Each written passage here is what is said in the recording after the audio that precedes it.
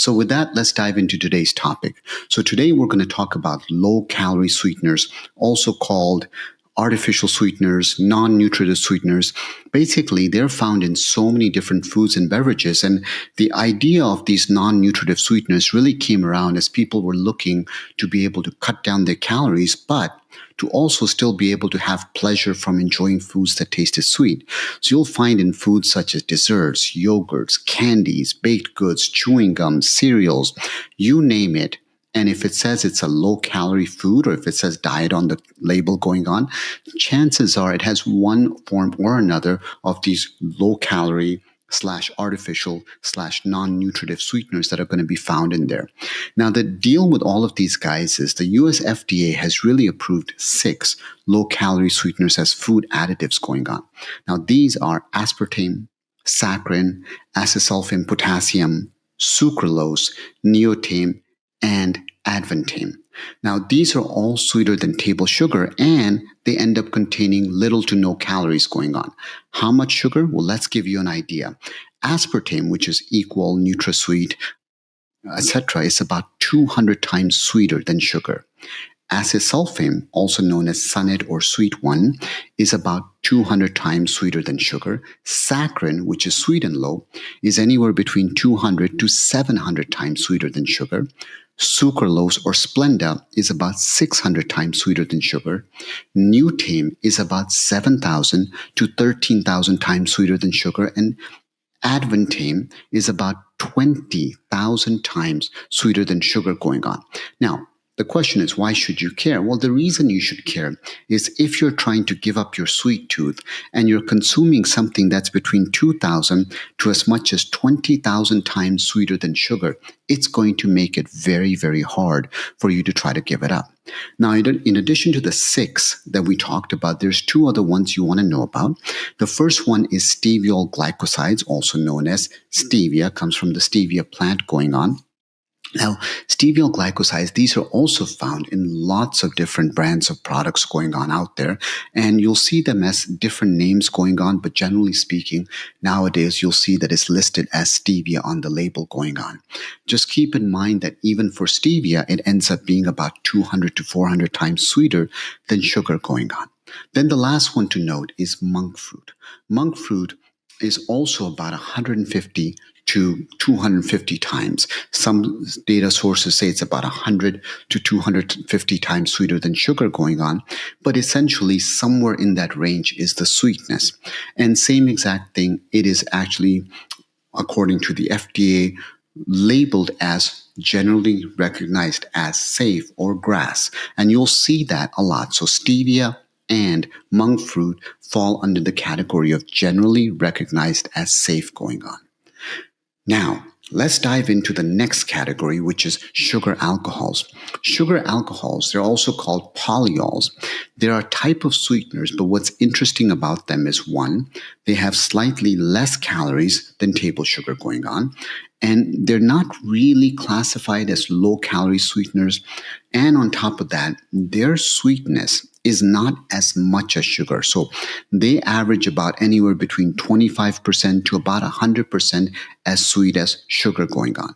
However, unlike sugar alcohols, they actually do not promote tooth decay, and they don't cause those sharp spikes that you'll see with sugar in your blood sugar levels going on. Common examples are sorbitol, xylitol, mannitol, erythritol, which is all over the news, and we're going to be talking about erythritol today going on. And when you look at sugar alcohols, you'll see that they're found in just about all types of foods going on. Sugar-free candies, cookies, ice cream, beverages, chewing gums, and a whole lot of different things, including certain medications, cough syrup. So they're quite ubiquitous around us, and when there's data coming out, it does create quite a storm, as has been about this latest study that we're about to go over in a second. Now, what you want to know about sugar alcohols as a whole category is if you take in a bit too much, you will get digestive issues, guaranteed. Those are things like diarrhea going on in some people, and that's partly because of the fact that sugar alcohols, they don't get absorbed into your intestines as fast, so they actually stick around and they draw water into the intestines going on. And as a result of it, you may see that their stomach upset. But on the flip side, as people continue to use them for a while, they do notice that their tolerance to sugar alcohols does get better, meaning their side effects does get better. And of all of the sugar alcohols out there, erythritol is really the one that is the most well tolerated in people, even when you end up taking it in large amounts. Now, let's dive into a little bit about these low-calorie sweeteners, including the sugar alcohols, and health, and what does the data show? Well, there's been several studies that have come out that have tried to tackle on this issue. None of them can be thought of as definitive or well-designed, but as the body of evidence collects, you can feel more confident about a general direction. So remember, one study by itself is hard to put all your sort of marbles in, but as the data collects, you start to feel more confident. So the first one is a 14-year follow-up of a French prospective study going on. And in this one, they looked at the association between self-reported consumption of sugar-sweetened beverages and artificial sweetened beverages along with fruit juices going on. And this was really looking at what was the risk of type 2 diabetes incident, meaning if you consume sugar or artificial sweeteners or fruit juice, what was the risk that you would get type 2 diabetes? And what they found was that, no surprise, sugar-sweetened beverages and, interestingly, artificially sweetened beverages were both linked to a higher risk of type 2 diabetes. And part of the reason that is these artificially sweetened beverages, what the data shows is they can increase insulin resistance. They can actually increase the amount of sugar floating in your bloodstream. They can also alter the gut microbiome, so you can end up actually absorbing more calories going on. So that's the first study going on as far as that goes. In 2015, there was a systematic review and meta-analysis. They wanted to look at the association between sugar consumption beverages, artificial sweetened beverages, fruit juice, and the risk of type 2 diabetes going on. This study analyzed 17 cohorts, 38,000 cases, and 10 million person years follow-up. Once again, what they found was that higher consumption of artificially sweetened beverages had a higher risk of type 2 diabetes by about 25% per one serving each day going on.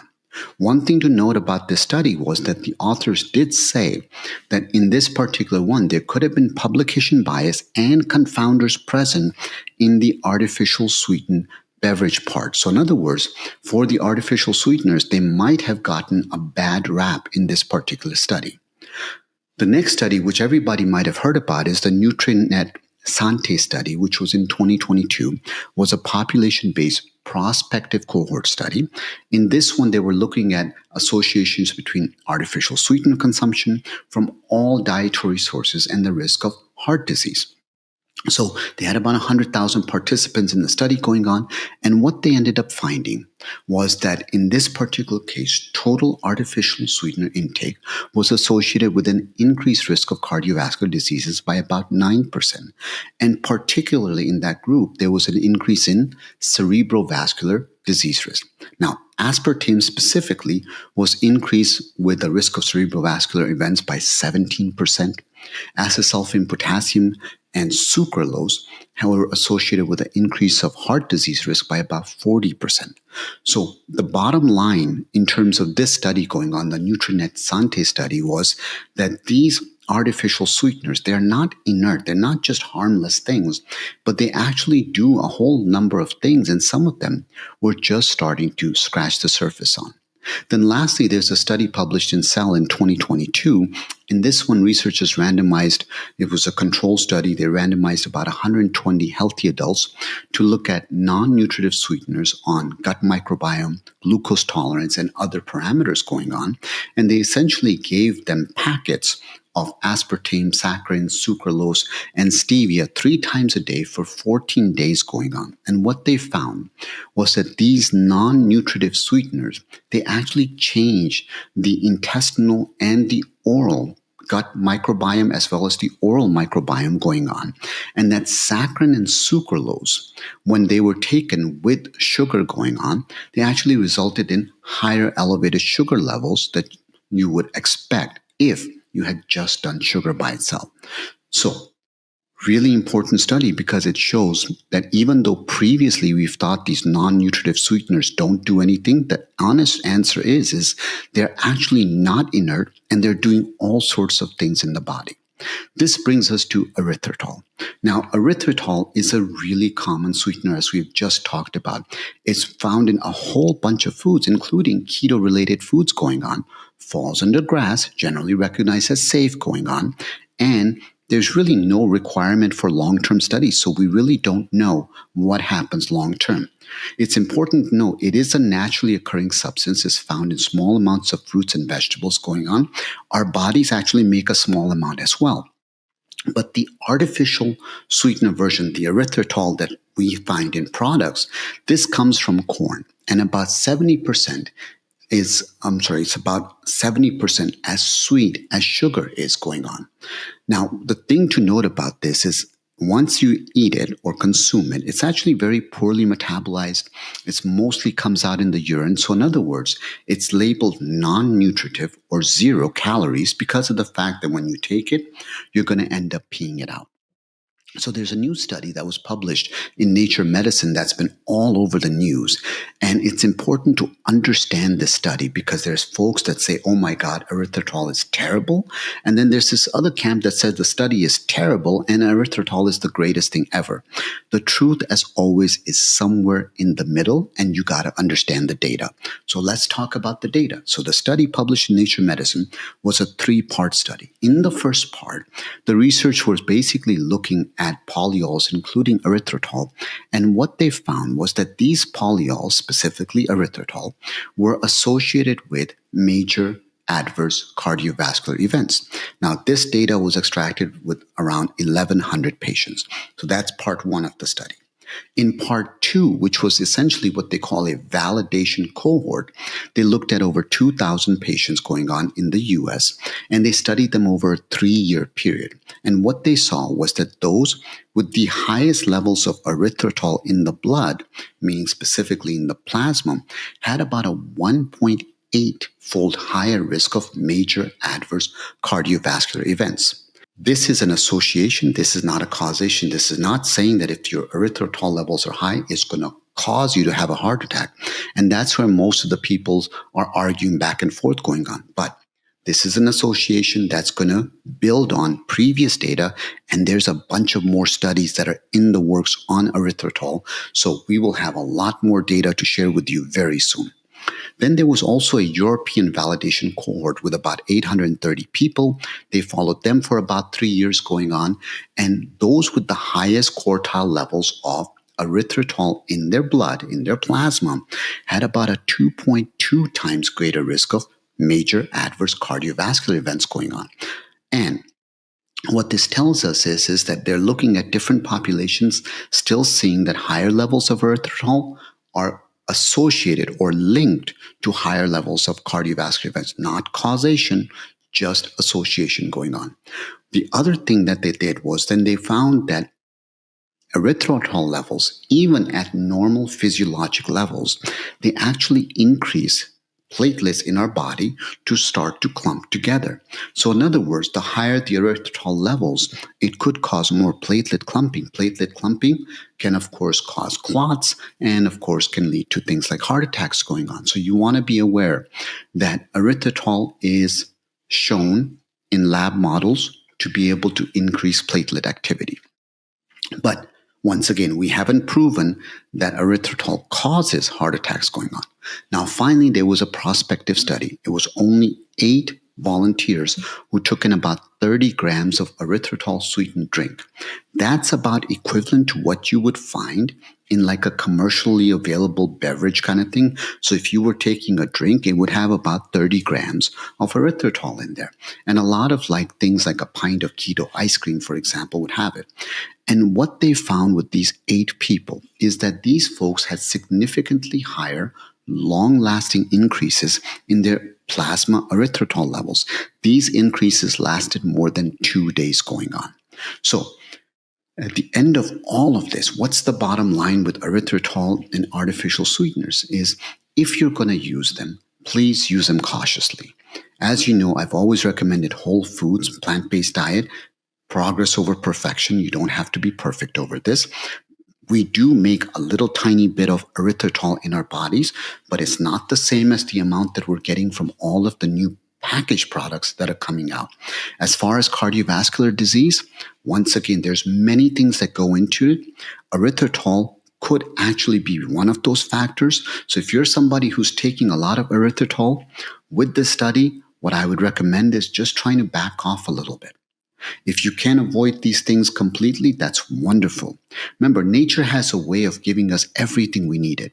Sleep more, move more, practice gratitude and kindness, be kind to people, be kind to each other, and eat more plants. That's our motto. That's always been our motto, and it works really well. If you enjoyed this video, I'd really appreciate it if you would give it a thumbs up, leave some comments, share it with your friends. And as always, if you got questions or you've got a topic you want me to talk about next time, just pop it in the comments below. Thank you.